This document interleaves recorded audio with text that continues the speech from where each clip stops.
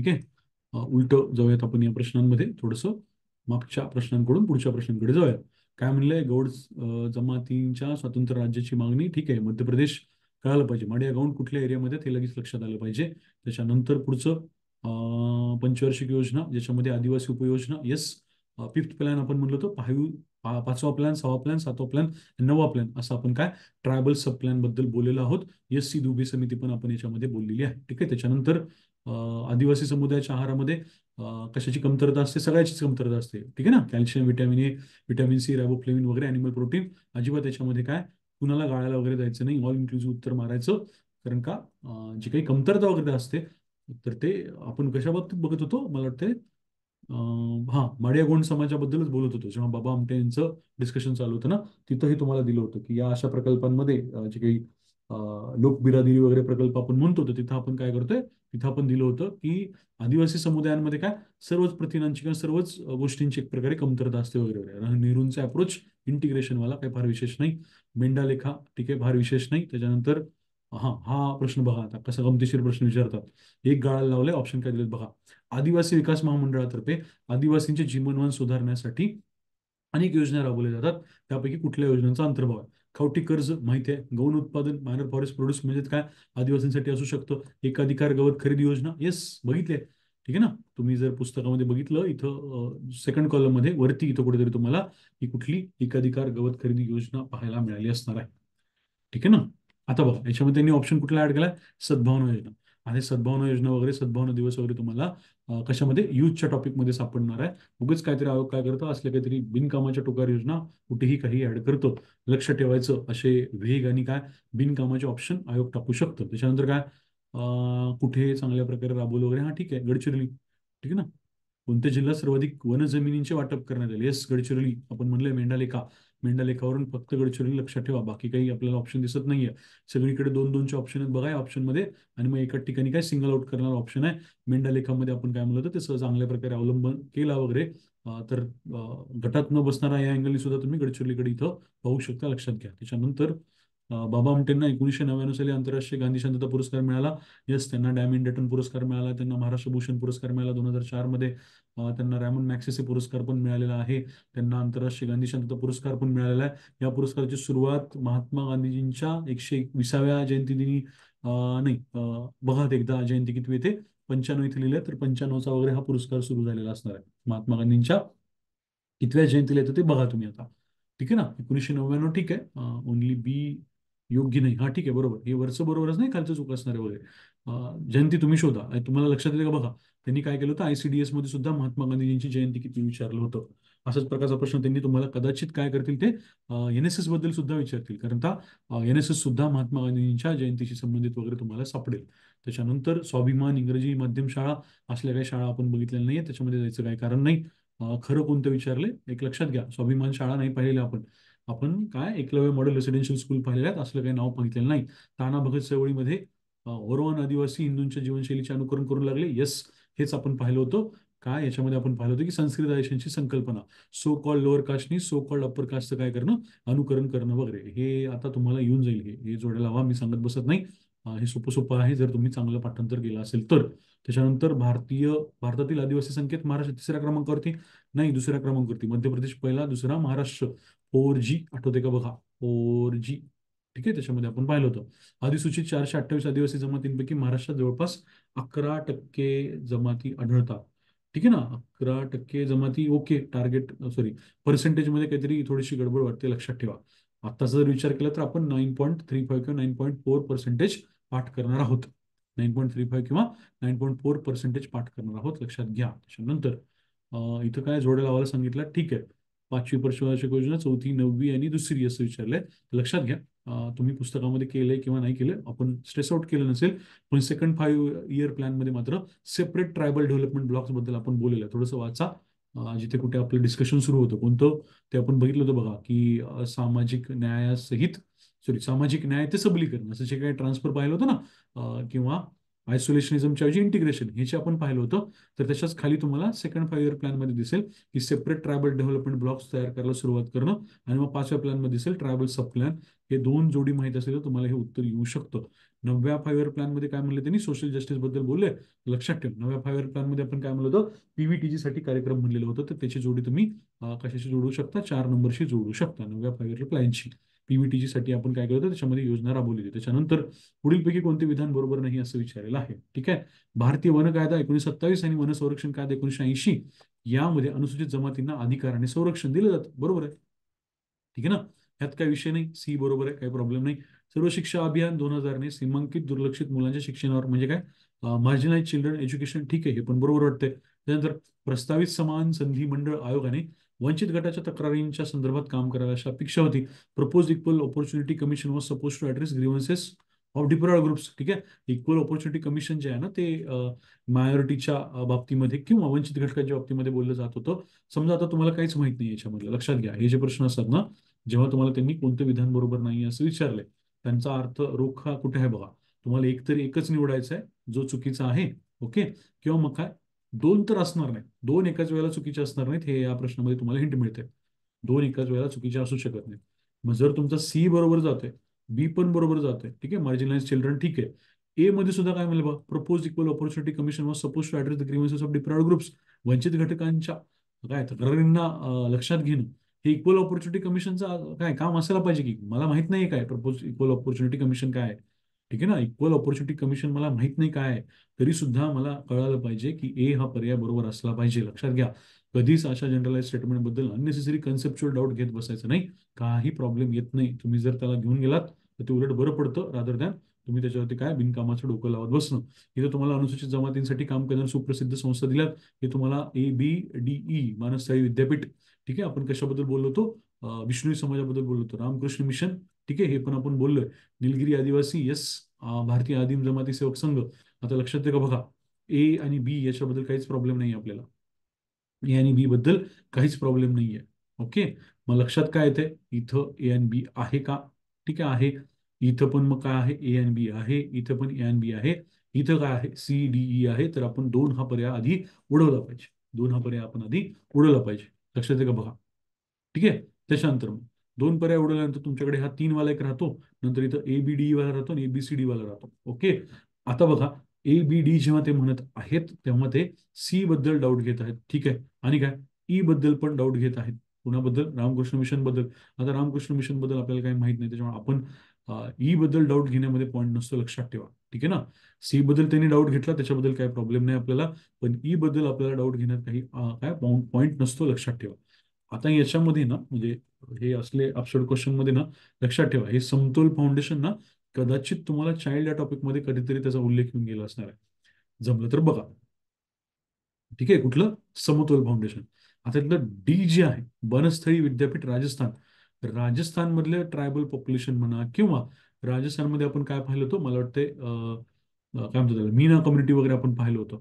तर त्या अँगलने आपण काय ट्रायबल कम्युनिटीचा विचार करता आला पाहिजे, लक्षात घ्या.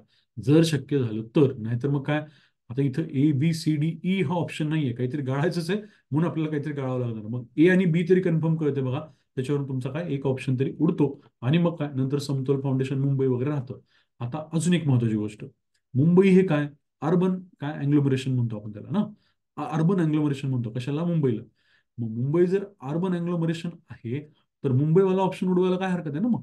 म्हणजे काय, जिथे काय म्हणते कॉस्मोपॉलिटन कल्चर आहे, तिथं कुठे जमातींसाठी आपण काय काम करत बसायचं ना. लक्षात आहे का बघा, कॉस्मोपॉलिटन कल्चर असणाऱ्या ऑप्शन मध्ये तुम्ही काय काम करत बसायचं, म्हणजे कशासाठी, अनुसूचित जमातींसाठी. हा तर पहिला प्रश्न आहे.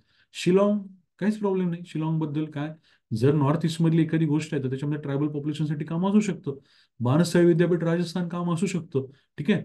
नवी दिल्लीच्या बाबतीत तुम्हाला जर प्रॉब्लेम येत असेल तर काय कळायला पाहिजे, अरे आदिम जमाती सेवक संघ म्हणलं, इथं डाऊट घ्यायचा नाही, ए बद्दल घ्यायचा नाही, बी बद्दल घ्यायचा नाही.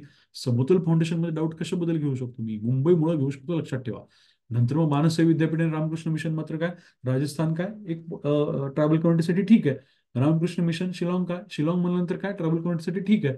जरी तुम्हाला ह्या संस्था माहिती नसतील तरी सुद्धा तुम्ही त्यातल्या त्यात कुठला सी नक्कीच गाळू शकता. आता हे मी ओढून ताणून सांगत नाहीये, हे प्युअर लॉजिक आहे. म्हणजे तुम्हाला पाहिजेत ना क्वेश्चन लॉजिकने सोडवून, तर मी खरंच सांगतो, ABDE याचा डेटा दिलाय आपण, ठीक आहे ना. याच्यामध्ये बेसिक काय इंट्रोडक्शन आपल्याला कशामध्ये दिलंय, तुमच्या त्या पुस्तकामध्ये दिलेलं आहे. पण समतोल फाउंडेशन मुंबई कसं उडवायचं हे सुद्धा सिंपल फंडा आहे, लक्षात ठेवा. कॉस्मोपॉलिटियन शहरामध्ये ट्रायबलसाठी काम करायची वेगळ्या प्रकारची गरज नाही पडली पाहिजे, लक्षात घ्या. त्याच्यानंतर प्री मॅट्रिक स्कॉलरशिप्स, ठीक आहे. The scheme plays a role in level playing field of empowerment through education वगैरे, योग्य, ठीक आहे. काही फार विशेष नाही, दोन्हीकडे आहे. भामरागड 1973 वगैरे वगैरे. लोक बिरादरी प्रकल्प काही वेगळं नाही, आनंदवन वेगळं आहे. लोक, एक लक्षात घ्या, आनंदवन प्रकल्प, लोक बिरादरी प्रकल्प हे सगळं वेगळं आहे. हे बाबा आमटेंबद्दल अभ्यास करताना व्यवस्थित बघून घ्या. त्याच्यानंतर रसेल आणि हिरालाल कशाबद्दल बोलतात, भिल ट्रायबल बद्दल बोलतात. आता लक्षात ठेवा, या भिल ट्रायबल बद्दल त्यांनी काय विचारलंय, oldest inhabitants of the country म्हणलंय, रेकग्नाइज बाय देअर एम्प्लॉयमेंट असं म्हणलेलं आहे. आता एम्प्लॉयमेंट विचारलेली आहे, तर बेगर हा ऑप्शन तर असायला नाही पाहिजे, लक्षात ठेवा. बेगर हा ऑप्शन तरी असायला नाही पाहिजे. त्याच्यानंतर काय, लेबर हा ऑप्शन सुद्धा मी काय स्पेसिफिकली घेणार नाही. म्हणजे काय, कारण का लेबर हा सुद्धा वेग ऑप्शन आहे. लेबरमध्ये त्यांचं एम्प्लॉयमेंट काय ना, नेमकं ते कारागीर म्हणून काय काम करत होते, कुठल्या प्रकारचे कारागीर होते, म्हणजे सुतार म्हणून काम करायचे का लोहार म्हणून काम करायचे, नेमकं काय ना, तर हे नाही सांगितलेलं. मग 1 आणि 3 मात्र मी उडवू शकतो. 2 आणि 4 मध्ये मात्र मग मला काय राहतं, काय एखादा ऑप्शन उचलावा लागतो. मग ज्याला भिल कम्युनिटी माहितीये, जरा बहुत थोडी बहुत माहितीये, तर मग काय, मेसेंजरच्या ऐवजी मात्र मग वॉचमनकडे त्याचा कल नक्की जाऊ शकतो, लक्षात ठेवा. पुन्हा एकदा, ओढून ताणून आणायची गरज पडणार नाही. पण काय, कुणाला असं वाटू शकतं की काय, जुन्या कालावधीमध्ये काय त्यांनी मेसेंजर वगैरे म्हणून काम केलं असेल, तर ते कदाचित 2 नंबरचा ऑप्शन सुद्धा मारू शकतात. पण एक लक्षात घ्या, 1 आणि 3 मात्र ना तुम्ही कॉम्प्रिहेन्शनच्या जोरावर उडवला पाहिजे. व्यवसाय विचार आहे ना, बेगर हा काय व्यवसाय असतो का, ठीक आहे. लेबर हा काय व्यवसाय असतो का, लक्षात घ्या, व्यवसाय नसतो. मजूर हा व्यवसाय नसतो, लक्षात ठेवा. ठीक आहे ना. व्यवसाय म्हणजे काय, तर व्यवसाय म्हणजे एक प्रकारे आपण जसं काय म्हणतो त्याला, जे काय म्हणतो ना, की प्रत्येक ह्याच्यामध्ये कम्युनिटी वाईज काय आपल्या जे काही कास्टचं एव्होल्युशन झालं, जातींचं एव्होल्युशन झालं, ते व्यवसायामधून झालं, तर त्या अँगलनी आपण याच्याकडे बघितलं पाहिजे, लक्षात घ्या.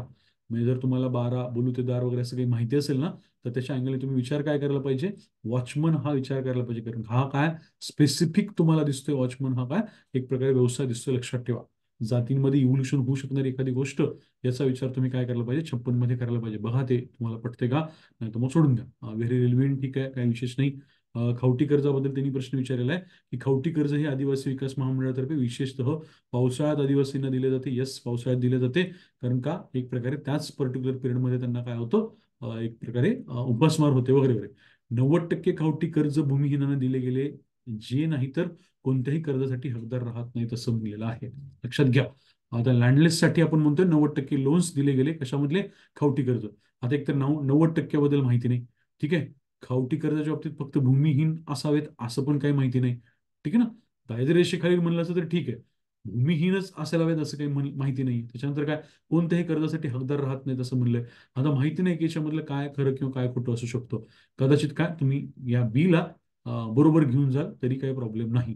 जर तुम्ही बोथ उत्तर मारले याचं तरी काही इश्यू नाही, लक्षात ठेवा. पण तसं बघायला गेलं तर खावटी कर्जाच्या बाबतीमध्ये आपण लँडलेस हा काही क्रायटेरिया स्पेसिफिकली लावायची गरज नाही, ठीक आहे. भूमिहीन आहे, ठीक आहे, एक प्रकारे भूमिहीन आहे, दारिद्र्य रेषेखाली असू शकतात, यांना व्हलनरेबल आपण समजतो, पण तरी सुद्धा 90% हा आकड्याबद्दल वगैरे आपल्याला काही अंदाज नाही. पण तरी पण म्हणजे, जर मी हा पेपर सोडवत आहे, मी हा प्रश्न सोडवत आहे, तर शक्यतो मी बोथ कडे जाईल. याच्यावरती, या बी या ऑप्शनवरती एवढं डोकं लावत बसण्यामध्ये मला तिथं वेळ मिळणार नाही. आणि काय, ते चुकीचं पण आहे, एवढं डोकं त्याच्यामध्ये लावलं नाही पाहिजे. हे बघा, हा प्रश्न सामूहिक लाभ देणाऱ्या योजना विचारल्यात, आणि काय केले मग, एक कुठली तरी योजना तुम्हाला गाळलेली आहे. कुठली योजना गाळली आहे, सी ही योजना गाळलेली आहे, लक्षात ठेवा. ट्रॅक्टर प्लगिंग स्कीम, ठीक आहे, सॉरी, ट्रॅक्टरनी शेत नांगरणी, परंपरागत युवा गृहांची दुरुस्ती, आरोग्यविषयक शिबिर आणि झोपड्यांची दुरुस्ती वगैरे असे ऑप्शन दिलेत. आणि काय, सामूहिक लाभ देणाऱ्या योजना कोणत्या आहेत म्हणल्या.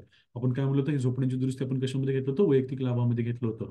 आता लक्षात घ्या, डी आरोग्यविषयक शिबिरं जी आहेत ना, त्याच्याबद्दल काहीच प्रॉब्लेम नसायला पाहिजे, ठीक आहे ना. त्याच्याबद्दल काही प्रॉब्लेम नसायला पाहिजे, की ते कशामध्ये आलं पाहिजे, सामूहिक लाभामध्येच आलं पाहिजे, लक्षात ठेवा. ठीक आहे ना. त्याच्यानंतर बघा, परंपरागत युवागृहांची दुरुस्ती, हे सुद्धा काय एक प्रकारे कशामध्ये आलं पाहिजे, काय म्हणतात त्याला, सामूहिक लाभामध्येच आलं पाहिजे. बी आणि डी हे सामूहिक लाभामध्ये आलं पाहिजे, लक्षात ठेवा. मग हे 2 आणि काय म्हणतो आपण 3 तर उडतो. मग बी आणि डी असं राहिलेलं ना, इथं पण काय बी आणि डी राहिलेलं आहे.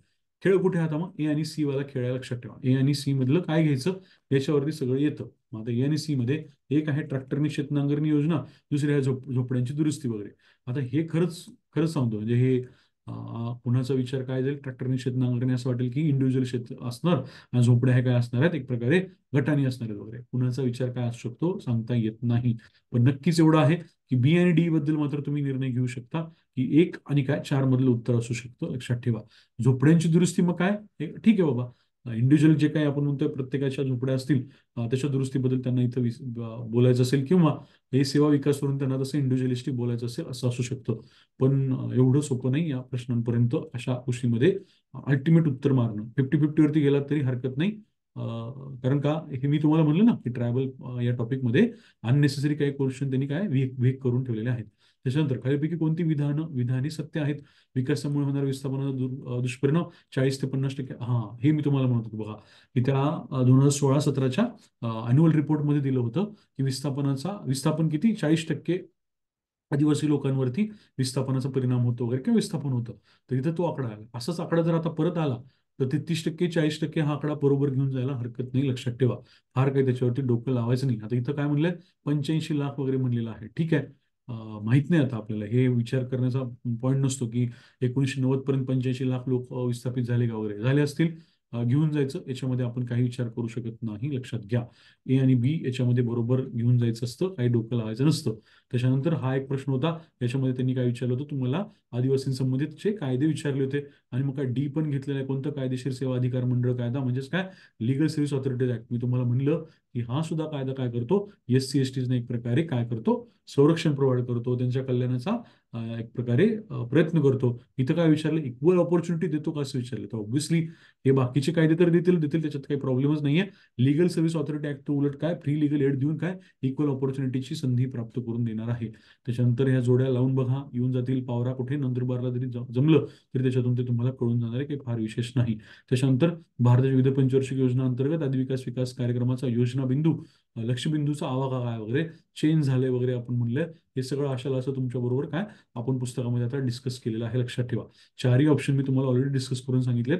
हे कळेल आता तुम्हाला, जसं जसं प्रश्न बघाल तसं आपण भरपूर गोष्टींचं ऑर्गॅनिकलीच अनालिसिस केलेलं असतं. गोंडवाना म्युझियम, नागपूर. ठीक आहे, पुढे. आदिवासींना शिकवताना शिक्षकांना एका विशिष्ट पोट भाषेत शिकवणं कठीण जातं, असं ऑप्शन दिलं आणि प्रश्न विचारलाय. काही नाही, ऑप्शन मिळाल्यानंतर कळेल. प्रश्न विचारला डायरेक्ट बद्दल, आणि एकच ऑप्शन आहे जो डायरेक्ट बद्दल बोलतोय. कळते का बघा, tribal speak tribal speak numerous different dialects म्हणलेला आहे. डायरेक्ट बद्दल एकच ऑप्शन आहे. बाकी काय म्हणलंय, tribals oppose language of non tribals, don't respond to school education, don't understand the content. ठीक आहे, जे काय असेल ते. ठीक आहे, याच्यामध्ये बघा, गडबड होण्याचं काहीच कारण नाही. पोट भाषावाला एकच ऑप्शन आहे. फार ओव्हर थिंकिंग करायचं नाही, डोकं लावायचं नाही कुठं 4 नंबरला, की काय आदिवासी बिन आदिवासींच्या भाषेला विरोधात करतात. कायम लक्षात ठेवायचं, एक रूल लक्षात घ्या कशाबद्दल, एचआरडीच्या क्वेश्चन बद्दल, की कुठेही एखाद्या समुदायाला, कम्युनिटीला, धर्माला निगेटिव्ह रंगवणारा ऑप्शन कधीच पकडायचा नाही, लक्षात घ्या. Tribal suppose language of non tribals हे असलं ऑप्शन तर कधीच घ्यायचं नाही. ते निगेटिव्ह ऑप्शन बळबळ तयार केलं असतो, चुकून तयार केलं असतो, लक्षात ठेवा. नवसंजीवनी योजनेच्या अंतर्गत येस सगळेच येतात, आपण ऑलरेडी आता पाहिलेलं आहे, फार काय सांगत बसत नाही. एल्विन घुरे सुद्धा आपण पाहिलेला आहे. अशासकीय संस्था पार्टिसिपेशन वाढवतात, ठीक आहे, पाहिलेला आहे. हा प्रश्न बघा आता. हा प्रश्न मी तुम्हाला म्हणलं होतं, ऍक्च्युली या प्रश्नाबद्दल मी तुम्हाला म्हणत होतो की तुम्ही काय केलं पाहिजे ना, या प्रश्नांमध्ये उत्तर माझं काय येईल याच्यामध्ये जायला नाही पाहिजे, उत्तर बघायचं उलट आधी. कारण का, उत्तर माझं काय येईल हे डोकं लावण्यामध्येच खूप वेळ जातो, आणि शेवटी काय पटत पण नाही, किंवा ते गोष्टी घडत पण नाही तशा, लक्षात घ्या. आता बघा, Akhil Bharatiya Adivasi Vikas Parishad undertakes the series of programmes in tribal village, ह्या welfare schemes to develop tribals वगैरे वगैरे. It encourage peoples participation in various schemes and utilisation of local resources वगैरे. आणि अखिल भारतीय वनवासी कल्याण आश्रम बद्दल पण काहीतरी इथं दिलेलं आहे, तर लक्षात घ्या. असं दिसतंय की अखिल भारतीय वनवासी कल्याण आश्रमच्या बाबतीत त्यांनी म्हणलंय to enhance political participation of tribals, असं म्हणलेलं आहे. ठीक आहे, म्हणजेच काय, खरं तर हे अखिल भारतीय वनवासी कल्याण आश्रम कशाबद्दल बोललो होतो आपण, RSSशी जोडलेलं आहे म्हणलेलं, आणि RSSशी जोडलेलं आहे तर पॉलिटिकल पार्टिसिपेशन नाही आहे असं आपण बोललेलो होतो. तर लक्षात घ्या, काय वाटते, कदाचित त्यांनी इंटरचेंज वाला उत्तर दिलेलं आहे.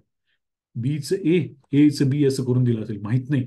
पण लक्षात घ्या, अशा प्रकारचा पॅटर्न तुम्हाला काय प्रश्नांमध्ये शोधून ठेवायचा असतो, की रे हा, असं जर काही आलं, एकतर काय तुम्ही दोन्ही बरोबर घेऊन जायला पाहिजे, ठीक आहे ना. कॉम्प्रिहेन्शन मध्ये काहीच अडचण वाटत नाही याच्यामध्ये, काहीच अडचण वाटत नाहीये, लक्षात ठेवा. अखिल भारतीय वनवासी कल्याण आश्रम म्हणल्यानंतर तुम्हाला नाही अंदाज येणार की नेमकं हे पॉलिटिकल आहे का नाही. आता तुम्ही वाचले, आपण ते काय बाळासाहेब देशपांडे आणि काय कार्तिक ओरावण यांची नावं पाहिलेत, त्याच्यामध्ये संस्था पाहिल्यात, म्हणून एक वेळ ठीक आहे. पण तसं बघायला गेलं तर आपण याचा अंदाज लावू शकत नाही. तुम्ही दोन्ही बरोबर टाकलात तरी काही हरकत नाही. पण मग काय, आपल्याला इन्साइट काय घ्यायची आहे की ठीक आहे बाबा, एकमेकांना काय गल्लत करून, वरचं खाली खालचं करून काय आयोग तुम्हाला प्रश्न विचारू शकतो. हे ठीक आहे. त्यानंतर हा, हे तर तुम्ही अन्नपूर्णा मध्यवर्ती स्वयंपाकगृह पाहिलं. ठीक आहे, कुठे कुठे आहेत ते पण पाहिलं, त्याच्याबद्दल आता मी बघत नाही. हे काय बघा, व्हेरी इम्पॉर्टंट. हे तुम्हाला फॉरेस्ट राईट्स ऍक्ट बद्दल हा प्रश्न विचारलेला आहे. याच्यामध्ये सी, बी आणि डी याच्याबद्दल तुम्हाला प्रॉब्लेम येण्याचं काही कारण नाही. तुम्हाला ऑप्शन ए बद्दल मात्र प्रॉब्लेम येऊ शकतो. काय म्हणलंय, right to cultivate forest land to the extent under occupation, to the extent under occupation असं म्हणलेलं आहे. ठीक आहे, म्हणजे काय, व्यावसायिक मर्यादेपर्यंत वनक्षेत्रातील जमिनीची मशागत करण्याचा अधिकार असं म्हणलेलं आहे. ठीक आहे, एक लक्षात घ्या. टू एक्सटेंड अंडर ऑक्युपेशन जेव्हा म्हणतात ना, तेव्हा त्याला व्यवसाय असं शब्द म्हणायची गरज नाही. म्हणजे ऑक्युपेशन म्हणजे काय असतं, ताबा. ऑक्युपेशन म्हणजे काय असतं खरं तर, ताबा. आयोग काय करतं, त्याचं ट्रान्सलेशन करताना काय, व्यावसायिक हा शब्द करून टाकला. ओके ना. मग त्याच्यामुळे ते आपल्याला असं वाटू शकतं, अरे काय, व्यावसायिक मर्यादेपर्यंत असं कुठे बघितलंच नाही याच्यामध्ये काय, या कायद्यामध्ये भाषा तसं नाही येते. Right to cultivate forest land to to the extent under occupation, जेवढं काही तुमच्या अंडर काय आहे, एक प्रकारे ते लँड आहे तुमच्या ताब्यात, ऑक्युपेशन मध्ये जेवढं लँड आहे ते कल्टिवेट करण्याचा अधिकार आहे की.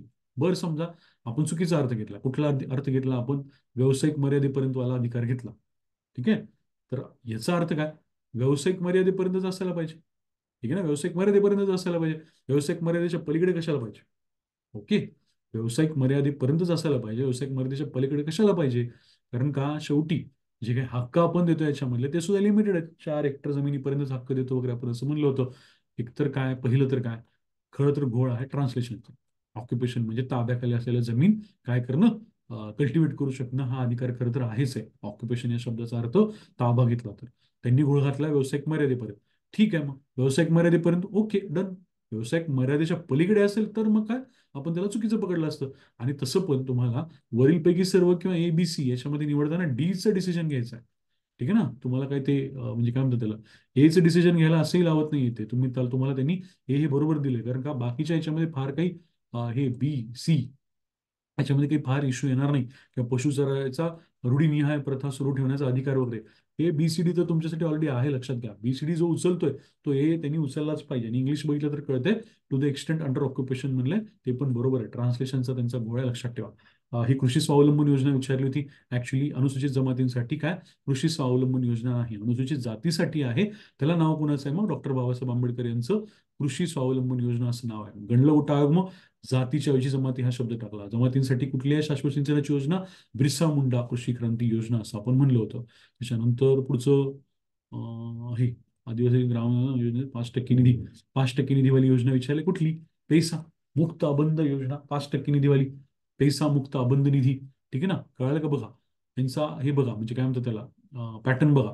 एक योजना विचारतील, देतील इनकरेक्ट, BCD उडवायला लावतील, आणि काय एकच उत्तर राहील. म्हणजे काय, इनकरेक्ट विचारतील आणि तुम्हाला 3 पर्याय उडवायला लावतील. एकच पाहिजे त्यांना खरं तर, पण मग ते तुम्हाला निगेटिव्ह ऑप्शन देऊन 3 पर्याय उडवायला लावणार आहे. त्याच्यावरती लक्ष ठेवायचं. ठीक आहे, फार महत्वाचं पॅटर्न महत्वाचा आहे हा जो पॅटर्न ना, चुकीचा कोणता आहे आणि BCD म्हणजे एकच उत्तर आहे. ठीक आहे, सिंगल आउट योजना उत्तर असतं बऱ्याचशा वेळेला. हे पातालगडी आंदोलन ऑलरेडी बघितलंय. पैसा इथं काय कॅन्सल झालं म्हणलं, तर त्यांनी काय विचारलं बघा, केव्हा अस्तित्वात आला विचारले, आणि त्या अंतर्गत किती राज्यांचा समावेश होता विचारले. ठीक आहे, when did it come into force and how many states were included under it म्हणले. नाही काय, तेव्हा किती राज्य होते असं म्हणलेलं आहे. याचा अर्थ काय, आत्ता 10 राज्य असली तर तेव्हा 10 राज्य असतील का, नाही ते बघा आता ते किती राज्य असतील वगैरे, तुमचं तुम्ही ते शोधा. क्वेस्ट केंद्र विचारले, ऑल ऑफ द ते तुम्हाला म्हणलं मी, फडणवीस साहेबांच्या फोटोवर एकदा काय करा, क्वेस्ट केंद्र बघून ठेवा. कुल संघटना किंवा कुळ संघटना, हेरिडेटरी लिनिएज बद्दल विचारलेलं आहे. काही अंदाज लावता येत नाही. PYQ वगैरे एखादा सापडला त्याच्यावर कळालं तर ठीक. पण कोलम आणि कूळ असं जर लावलं शब्द, तरच मग काय, बऱ्याच जणांचा प्रश्न आपल्या विद्यार्थ्यांचा बरोबर आला होता. ठीक आहे ना. मला वाटते सांगितलं होतं आपल्या काही विद्यार्थ्यांनी की सर आम्ही काय केलं, हे पूल वरून काय कोलम असं मारलं. ठीक आहे, आता ते कुणाचं लॉजिक कसं लागलं त्या दिवशी, ते वेगळ्या प्रकारे गोष्टी घडू शकतात. त्याच्यानंतर व्हेरी इम्पॉर्टंट, 1892 मध्ये बिरसा मुंडा यांनी काय केलं, आरक्षित जनरलाच्या हद्दीविरोधात आवाज उठवला. महाश्वेता देवी यांचं सुप्रसिद्ध पुस्तक अरण्यक अधिकार हे नाव बिरसा मुंडा यांच्या कामावरूनच प्रेरित आहे. लक्षात ठेवा, अरण्य अधिकार म्हणले बरोबर, ठीक आहे, म्हणजे काय, बिरसा मुंडांशी संबंधित असू शकते. बिरसा मुंडा यांनी आरक्षित जंगलाच्या हद्दीविरोधात आवाज उठवला, हे सुद्धा बरोबर आहे. आता 1892 आहे का काय याच्याबद्दल डाऊट घेण्यामध्ये खरंच पॉईंट नसतो. तुम्हाला माहिती असेल तर माहिती असेल, नाही तर नाही माहिती असेल. पण काय, मला नाही वाटत की 1892 वरती फार डाऊट घेतला पाहिजे. 1890 ते 1899 दरम्यान बिरसा मुंडा यांनी या सगळ्या गोष्टी केलेल्या आहेत. कुणी म्हणेल की सर महाश्वेता देवी, कशाला डाऊट घेत बसता ना, महाश्वेता देवी ह्या काय प्रसिद्ध लेखिका आहेत, त्याच्यावरती डाऊट घेत बसायचा नसतो. बरं, मग बी ऑप्शन काय म्हणतंय, सरदार चळवळ आणि बिरसांच्या उठावामध्ये जंगल नव्हे तर जमीन हा मुख्य प्रश्न होता. आता लक्षात ठेवा, काहीतरी ओव्हर थिंकिंग करून अरे सरदार चळवळ असं काही नाहीच आहे, माहितच नाहीये, ह्याच्यात जायचंच नाही, माहित नाही ना तुम्हाला सरदार चळवळ, तर घ्या त्याला.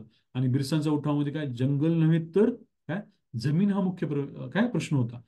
तुम्हाला जर काय प्रश्नाबद्दल विचारच करायचा ना, इथं करा, जंगल नव्हे तर जमीन, हे उलट दिलंय का असा विचार करायला पाहिजे. जमीन नव्हे तर जंगल असा विचार करायला पाहिजे, त्याच्या पलीकडे नाही. म्हणजे काय, हे खरं तर वाक्य बरोबर आहे, जंगल नव्हे तर जमीन हाच इश्यू होता ना, ट्रायबल लँड हाच इश्यू होता. मला सांगायचं आहे की तुम्ही हे 1892 महाश्वेता देवी, त्याच्यानंतर काय अरण्य अधिकार, ठीक आहे, याच्याबद्दल अननेसेसरी डाऊट घेतला नाही पाहिजे. सरदार चळवळीवरती सुद्धा अननेसेसरी डाऊट नाही घेतला पाहिजे. तुम्ही एवढंच बघितलं पाहिजे की तुमच्या फिलॉसॉफीला हे सगळं मॅच होतंय का, ठीक आहे ना. जे माहिती नाहीये ना, अननेसेसरी त्याच्यावरती थिंक करायचं नाही. म्हणजे आपलं चुकतं कुठे, पीवायक्यू सोडवत असताना किंवा आपलं प्रश्न पत्रिका सोडवत असताना परीक्षेमध्ये आपलं चुकतं याच्यामध्ये, की जी गोष्ट आपल्याला माहितीच नाहीये त्याच्याबद्दल आपण लॉजिक लावतो. हा विचार कधी केलाय का, म्हणजे लॉजिकच्या बाबतीमध्ये हा विचार तुम्ही कधी केलाय का, की तुम्ही कधी कधी जी गोष्ट माहिती नाहीये त्याच्याबद्दल पण डोकं लावता आणि हे इलॉजिकल आहे, हे चुकीचं आहे, ह्याचा विचार केलाय का बघा. आणि तसं करू नका, तुमचे बरेचसे प्रश्न काय होतील, बरोबर येतील, लक्षात ठेवा. त्याच्यानंतर आता काय विचारले बघा, खालीलपैकी बरोबर विधान विचारले, ए बी सी डी काय काय काय काय काय काय याच्यामध्ये दिलेलं आहे. आता हे काय डेंजर वाटणार की अरे हे कसं निवडायचं. ऑप्शन बघा, A B C D B D असं दिलेलं आहे. जास्त वाला ऑप्शन काय आहे, एक प्रकारे पर्याय क्रमांक 2 आहे. ठीक आहे, बघूया आता काय काय म्हणलेलं आहे. काय म्हणते बघा, पसाओ, ठीक आहे, the movement indigenous Mexicans refer to PESA to draft the legislation in accordance with the their constitution. काहीतरी वाटतो बाबा, काय पसाओ काय, मेक्सिकन्स काय, पेसा काय, वगैरे वगैरे काहीतरी म्हणलेलं आहे, रेफर टू पेसा वगैरे. ठीक आहे, बरं. त्याच्यानंतर Mahatma Gandhi national rural employment act and the right to information act have largely use the provisions of the PESA act असं म्हणलेलं आहे. ठीक आहे, मग आता नरेगा कायदा कधीच आहे, ठीक आहे, आणि राईट टू इन्फॉर्मेशन ऍक्ट कधीच आहे. हे दोन्ही कायदे पेसाच्या नंतरचे आहेत का बाबा, तर ठीक आहे बाबा, पेसाच्या नंतरचे, ठीक आहे ना.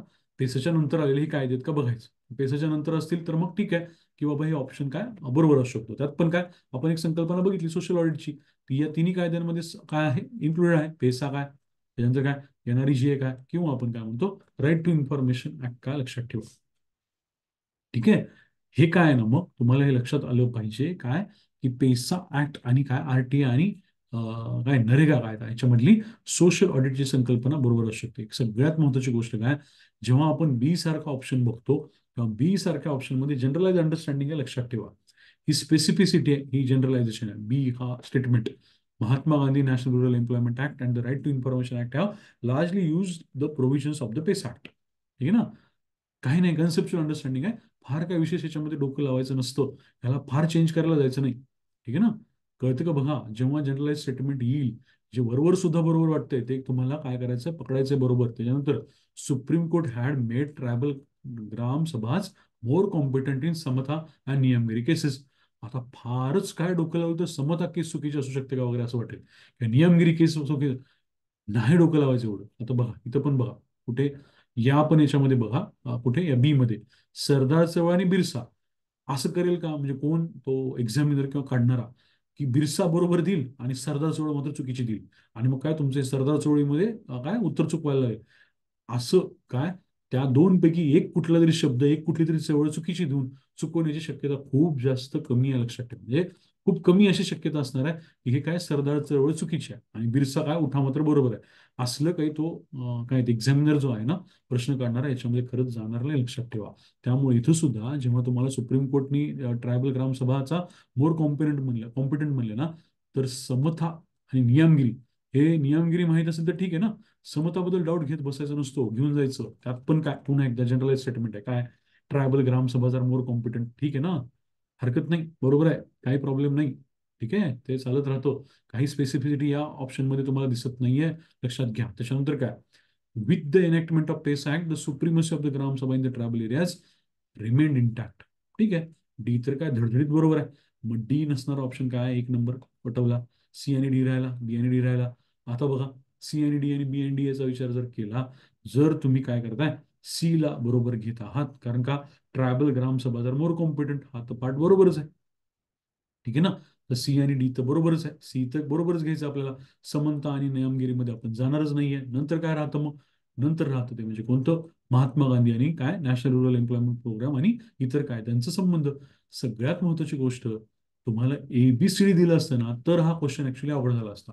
त्यांनी हे उडवून टाकलंय, हे उडवून टाकलंय कुठं याच्यामध्ये, या ए याच्यामध्ये उडवून टाकलं, लक्षात ठेवा.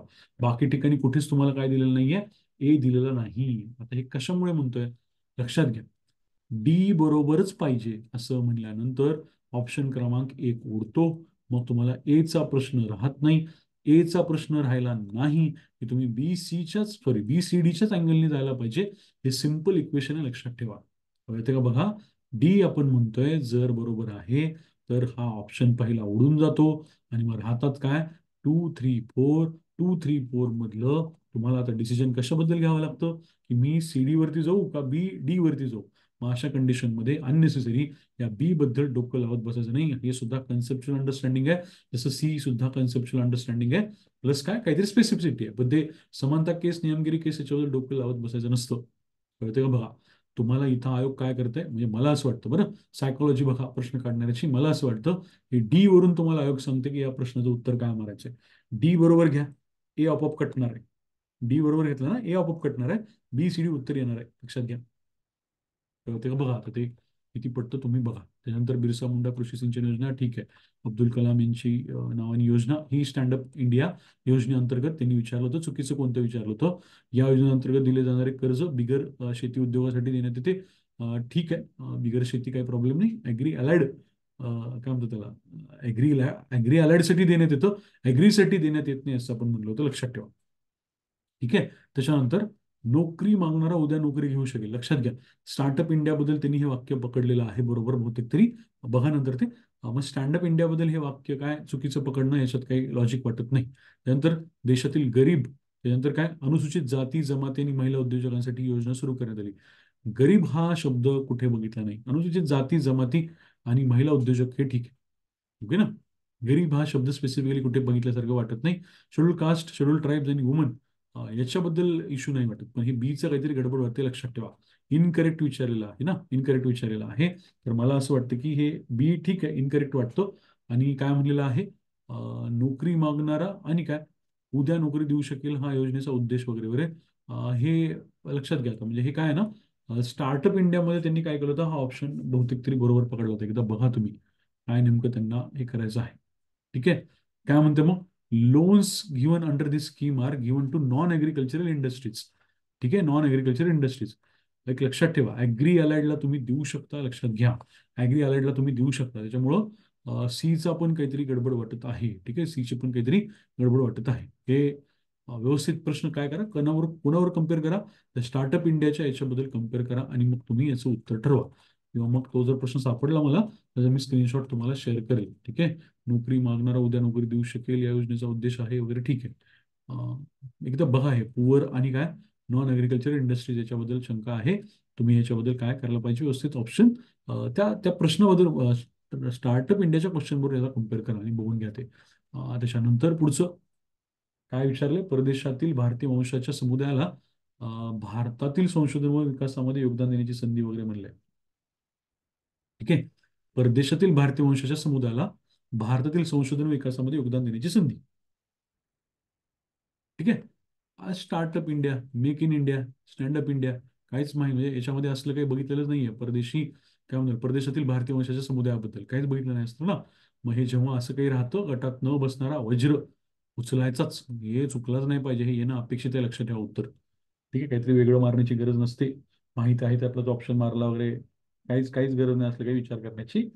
माहित नाही त्याच्यामधलं सुद्धा ऑप्शन तुम्ही मारायला हरकत नाही, लक्षात घ्या. वज्र सोपं सोपं आहे. त्यानंतर नेहरूंच्या सामाजिक विकास संकल्पनेबद्दल जे विचारलंय, truth and non violence for social change म्हणले, हे कुणाचं आहे, महात्मा गांधीजींचं आहे. सोशलिझम नेहरूंचं आहे. Democratic socialism, science and technology, त्यांनी काय भरपूर असे धरणं बांधली म्हणतो. सायंटिफिक टेम्पर त्यांच्या विचारसरणीत होता म्हणतो. एम्स बीम सुद्धा त्यांच्या कालावधीमध्ये आलं होतं आपण म्हणतो. Improvement of rural society through land reform, socialism जर आहे तर लँड रिफॉर्म सुद्धा असणार, लक्षात घ्या. सोशलिझम जर आहे तर लँड रिफॉर्म सुद्धा असणार आहे, काही विशेष त्याच्यामध्ये नाही. काका कालेलकर आयोग 330. हा इथं बघा, हा प्रश्न महत्वाचा.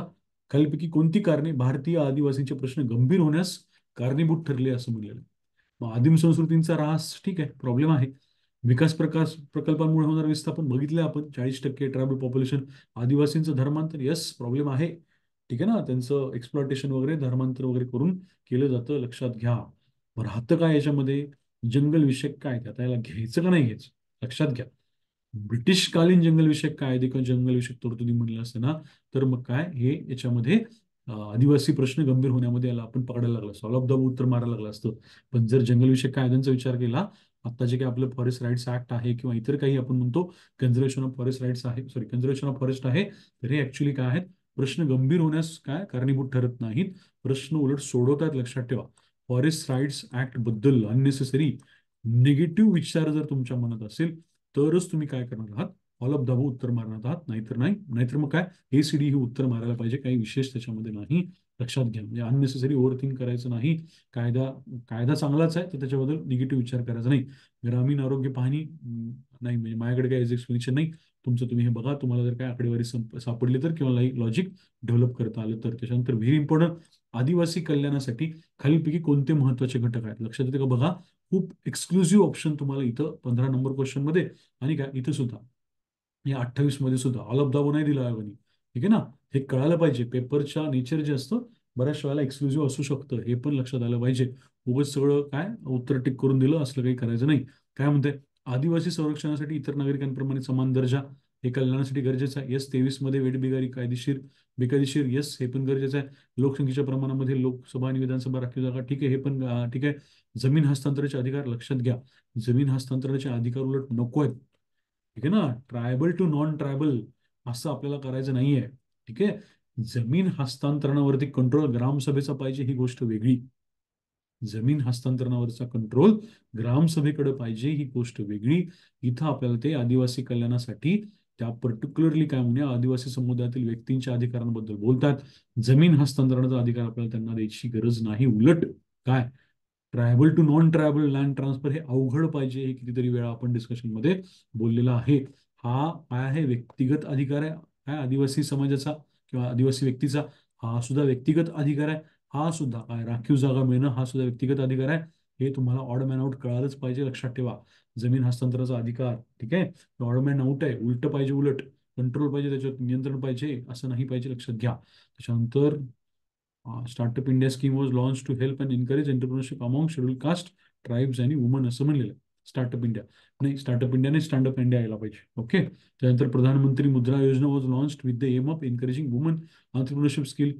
वुमन वगैरे असं स्पेसिफिकली काही वाटत नाही. ठीक आहे, दोन्ही चुकीचे दिले असतील वगैरे, हां ठीक आहे. त्याच्यानंतर आदिवासींना खाली वय कोणत्या नावाने संबोधलं जातं, ठीक आहे, जाऊ द्या. ते बघितले तुम्ही. गडचिरोली येथील हेमल कसा, येस, ठीक आहे. मोठे दाम्पत्य, मेळघाट, डॉक्टर बंग दाम्पत्य, यस. सर्च, ठीक आहे, त्यांचा अहवाल वगैरे पण बघितला. ठाणे जिल्ह्यातील कोसबाड येतं ताराबाई मोडक, यस. ताराबाई मोडक यांच्याबद्दल कोसबाड तुम्हाला एज्युकेशन या टॉपिकमध्ये येणार आहे, आता जरी आलं नसलं तरी एज्युकेशन या टॉपिकमध्ये येणार आहे. लक्षात येते का बघा. डॉक्टर बाबा, सॉरी काय म्हणतात त्याला, डॉक्टर आमटे, त्याच्यानंतर काय डॉक्टर बंग, आणि काय ताराबाई मोडक, कोसबाड, सगळं सगळं सगळं तुम्हाला काय कडे मिळेल, आपल्या पुस्तकामध्ये मिळेल, बंग यांचा उल्लेख मिळेल, ठीक आहे. आता ते बंग हे मेळघाटातच काम करतात का नाही, याच्याबद्दल एखाद्याला कन्फ्युजन होऊ शकतं, पण माहित नाहीये ना, तो डोकं लावू नका, हे ना, माहित नाहीये तर मग त्याच्याबद्दल डोकं लावू नका. कोसबाड कंटेंटचाच आपला पार्ट होता आणि आपण केलेला असणार आहे एज्युकेशन टॉपिक झाल्यानंतर. कोसबाड हा शब्द, ठीक आहे ना, ठाणे जिल्ह्यात कोसबाड. बोर्डी वगैरे बघितलं असेल आपण, ठीक आहे ना. पुण्याबद्दल अनुताई वाघ यांच्याबद्दल वगैरे बघताना तिथं बघितलं असणार आहे, पुरणशाळा वगैरे, ताराबाई मोडक सगळं बघितलं होतं. तर मग ए तर डिरेक्टली आपल्याकडे होता, सी पण आपल्याकडे डिरेक्टली होता.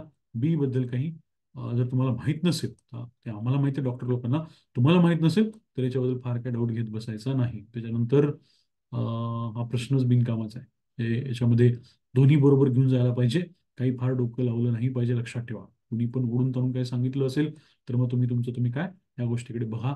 म्हणजे मला जर हा प्रश्न आला तर मी कॉम्प्रिहेन्शन मध्ये काही सापडलं तर बघेल, नाही तर फार काही विशेष मी डोकं लावणार नाही.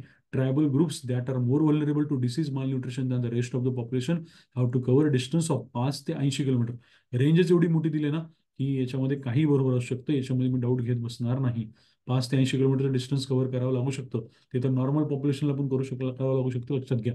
Across India people have to cover an average distance of 13.55 kilometre to reach community health centre म्हणले. आता बघा, इकडं काय 5 ते 80 म्हणले, इकडे 13.55 म्हणले. या सरासरीमध्ये हे म्हणजे ही 13.55 आकडा जो आहे तो याच्यामध्ये पण येऊ शकतो की, ठीक आहे ना. काही प्रॉब्लेम नाही, 13.55 हा 5 ते 80च्या रेंजमध्ये येऊ शकतो. त्यामुळे काही प्रॉब्लेम नाहीये वरच्या आणि खालच्या स्टेटमेंटमध्ये. अशा स्टेटमेंटवरती काय अननेसेसरी डाऊट घेण्यात पॉईंट नसतो, हे लक्षात आलं पाहिजे. त्याच्यानंतर घटनात्मक संरक्षण, येस, हे बघा 27/127 आपला क्वेश्चन. ऑस्को, जगातील सर्वात चौथ्या मोठ्या दक्षिण कोरियाच्या पोलाद कंपनीनी उत्तर प्रदेशमध्ये सरकारसोबत प्लांट उभारण्यास सामंजस्य करार केला. भूसंपादनाला विरोध करणाऱ्या लोकांनी दक्षिण कोरियाच्या पोलाद कंपनीच्या प्रकल्पामुळे त्यांची उपजीविका नष्ट होईल असे व्यक्त व्यक्त केले. आता लक्षात घ्या, आयोगाच्या प्रश्न काढण्याची सायकोलॉजी हा प्रश्न आपल्या कंटेंटचा भाग होता का? मागच्या वर्षी डिस्कस केलेला होता, ठीक आहे ना. ते उत्तर प्रदेश नाही, ते आपण ओडिसाबद्दल बोलत होतो, डिस्कशन केलेलं होतं. आता मी त्यात जात नाही, तर तुम्ही तो छोटी क्लिप बघितली असेल असं अपेक्षित आहे. नसली बघेल तर बघून घ्या. लक्षात घ्या, सायकोलॉजी बघा आता प्रश्न काढण्याची. भूसंपादनाला विरोध करणाऱ्या लोकांनी दक्षिण कोरियाच्या पोलाद कंपनीच्या प्रकल्पामुळे त्यांची उपजीविका नष्ट होईल असं मत व्यक्त केलं. म्हणजेच काय, भूसंपादनाला विरोध म्हणतात आणि काय पोलाद कंपनी म्हणतात, म्हणजेच काय, एक प्रकारे मायनिंग असू शकतं, डिफॉरेस्टेशन असू शकतं, उपजीविका नष्ट करणं असू शकतं. याचा अर्थ हे ट्रायबल सोसायटी बद्दल असू शकण्याचे चान्सेस खूप जास्त आहेत, हे लक्षात घ्या. ठीक आहे, याच्यावरून तुम्हाला हिंट मिळाली पाहिजे. आणि काय, बी या ऑप्शननी तुम्हाला हिंट दिलेली आहे की तुम्ही या दक्षिण कोरियाबद्दल डाऊट घेत बसू नका. कारण का, दक्षिण कोरियाच्या काय पोलाद कंपनीबद्दल त्यांनी बोललंय.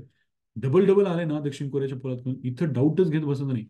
डाऊटच घ्यायचा तर हे खरंच काय पॉक्सस प्लांट आहे का, का मग काय उत्तर प्रदेश आहे का, इथंच डाऊट येऊ शकतो, लक्षात ठेवा. जर तुम्हाला माहित नसेल काही, तुम्ही घेऊन गेला तर ठीक आहे, पण मी तुम्हाला मगाशी पण म्हणलं, उत्तर प्रदेशमध्ये काय UTB म्हणतो ना आपण, काय ट्रायबल पॉप्युलेशन नगण्य आहे.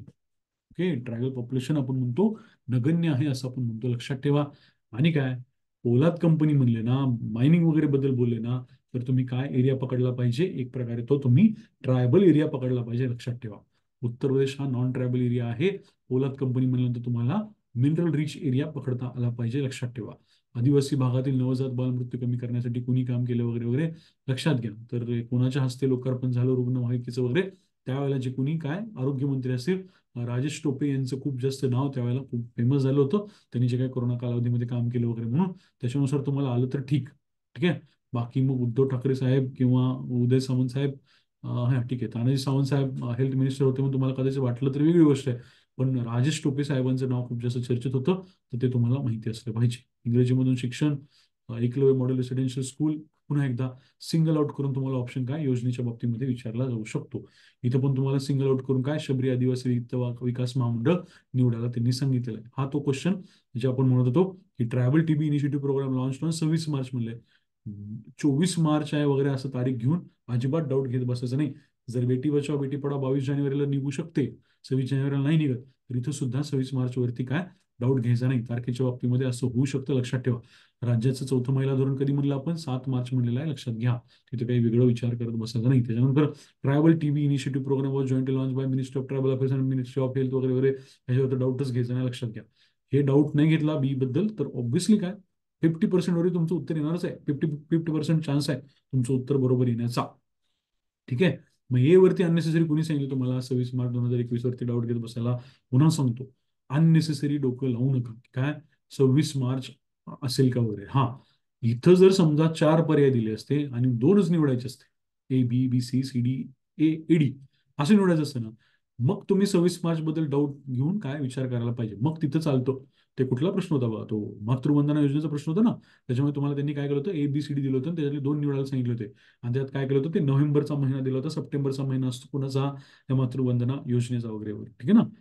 क्या हा त्याचाच काहीतरी विचारलेलं होतं, ठीक आहे, सप्टेंबर वगैरे विचारलेलं होतं, ठीक आहे. ते कळायला पाहिजे की कधी आपण ह्या सगळ्या गोष्टी करतो. त्याच्यानंतर काय म्हणलंय, ठीक आहे, ट्रायफेडची स्थापना वगैरे काही विशेष नाही. हा, हे तुम्हाला कळते का बघा, त्यांनी काय केलं, चक्क केंद्र शासनाने आदिवासी महिलांसाठी आदिवासी महिला सशक्तीकरण योजनेचं इयर पण विचारलेलं आहे. ठीक आहे, इयर पण विचारलेलं आहे. नसेल माहीत तर बरोबर घेऊन चला. एक्झॅक्ट माहीत असेल की चुकीचं आहे तर मग ठीक आहे, त्याशिवाय अननेसेसरी डाऊट घेत बसायचं नाही.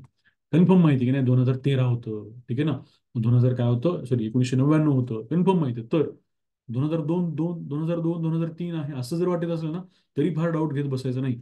जर थोडं थोडं क्लिक होतंय 2-3 असं होतंय, तर अननेसेसरी डाऊट घ्यायचं नाही. लक्षात घ्या, अजिबात असल्या गोष्टींमध्ये जाऊ नका जिथं तुमचा वेळ पण जाऊ शकतो आणि तुमची उत्तर पण चुकीची येऊ शकतात. अशा गोष्टी आपल्याला करायच्या नाहीत. ओके, हे आहे मग तुमचं पीवायक्यूचं अनालिसिस वगैरे.